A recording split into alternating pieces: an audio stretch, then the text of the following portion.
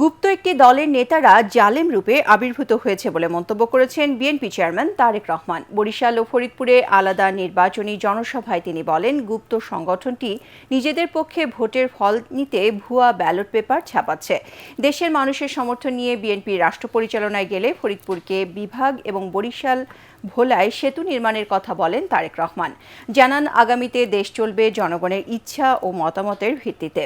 মনিরুজ্জামানের ক্যামেরায় ফরিদপুর থেকে বিস্তারিত জানাচ্ছেন আমাদের বিশেষ প্রতিনিধি মইনুল আহসান। বরিশালে সারা দেশে দক্ষিণাঞ্চল সফরের শেষ নির্বাচনী জনসভায় অংশ নিতে বরিশালে বিএনপি চেয়ারম্যান তারেক রহমান। ঢাকা থেকে হেলিকপ্টারে চড়ে বরিশালের বেলস পার্ক মাঠে আসেন বিএনপি প্রধান তারেক রহমান। এর মধ্য দিয়ে দীর্ঘ 2 দশক ধরে দলের প্রাণভ্রমরাকে কাছে পাওয়ার প্রতীক্ষার অবসান হয় বিএনপি নেতাকর্মীদের। নেতা আছে, বাংলাদেশের মানুষের হৃদয়ের স্পন্দন নেতা আছে। নির্ধারিত সময়ের আগেই বরিশাল বিভাগের 6 জেলা থেকে আসা নেতাকর্মী সমর্থকদের উপস্থিতিতে বেলস পার্ক মাঠ জনসমুদ্রে পরিণত হয়। তারেক রহমান বলেন, গণঅভ্যুত্থানে ফ্যাসিবাদের পতন হয়েছে, এখন সময় এসেছে দেশ পুনর্গঠনের।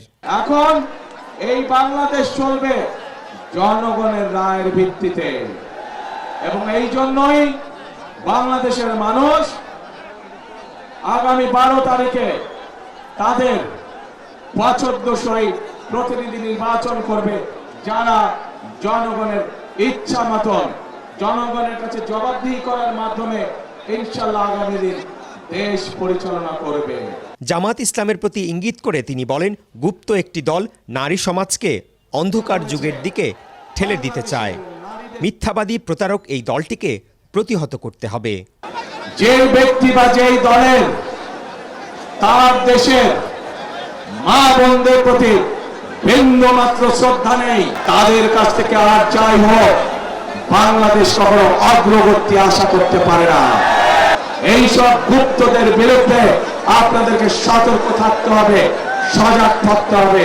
যারা দেশের মানুষকে সম্মান করতে জানে না, যারা পরিকল্পনা করে রাখে যে 12 তারিখের পর থেকে তারা জনগণকে নাকে দড়ি দিয়ে ঘোরাবে, তাদেরকে উচিত শিক্ষা আপনাদেরকে দিতে হবে প্রিয় ভাই বোনেরা।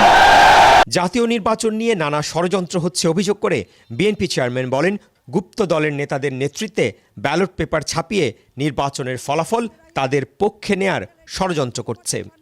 নির্বাচনের আগেই তো আপনারা জাল ব্যালট পেপার শুনলাম, খবরে দেখলাম ছাপাচ্ছে। নির্বাচনের আগেই তো দেখলাম আপনাদের লোকজন এনআইডি নাম্বার নিয়ে যাচ্ছে, মা বোনদের বিকাশ নাম্বার নিয়ে যাচ্ছে। যাদের ভোটের শুরুটাই অনৈতিক কাজ, তারা কি করে সৎ মানুষের শাসন দিতে পারে না তারা প্রিয় ভাই বোনেরা। বরিশালের এই সমাবেশের মধ্য দিয়ে মূলত বিভাগীয় পর্যায়ের সমাবেশ শেষ করলেন বিএনপি চেয়ারম্যান তারেক রহমান।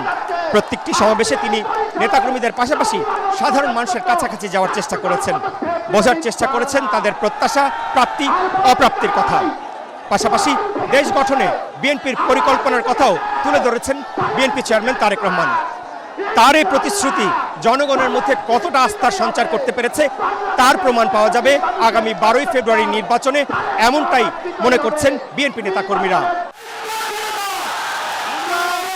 পরে ফরিদপুর রাজেন্দ্র কলেজ মাঠে জনসভায় যোগ দেন বিএনপি চেয়ারম্যান।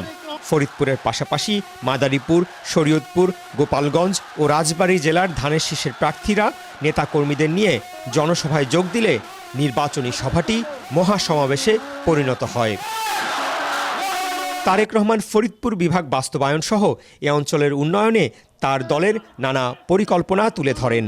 পদ্মা ব্যারেজ নির্মাণ করতে চায়, যাতে করে ড্রাই সিজনে, শুকনা মৌসুমে এই এলাকার মানুষের পানির কষ্ট না থাকে, চাষাবাসের কষ্ট না থাকে। তারেক রহমান বলেন, ৭১-এর স্বাধীনতা বিরোধী শক্তি যারা মা বোনের সম্মানহানি করেছিল, তাদেরকে দেশের জনগণ কখনোই গ্রহণ করবে না। মইনুল আহসান, এটিএন বাংলা, ফরিদপুর।